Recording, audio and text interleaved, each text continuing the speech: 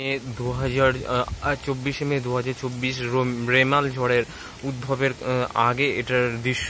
আজ 11টা থেকে রাত 1টার মধ্যে এই ঝড়টা আসতে চলেছে, ঠিক আছে। দেখো আর বিকাল 4:38-এর মধ্যে রেমাল ঝড়ের প্রাক মুহূর্তে দেখো গাছপালার কি অবস্থা। আর যখন ঝড়টা আসবে এর থেকে আরও দুর্যোগ ঘনিয়ে আসবে, ঠিক আছে। দেখো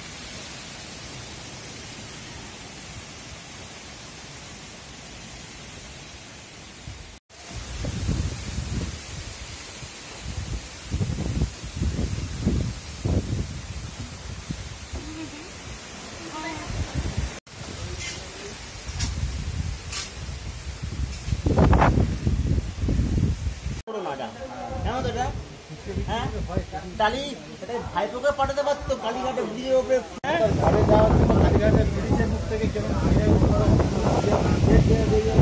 গেটে দাঁড়ায়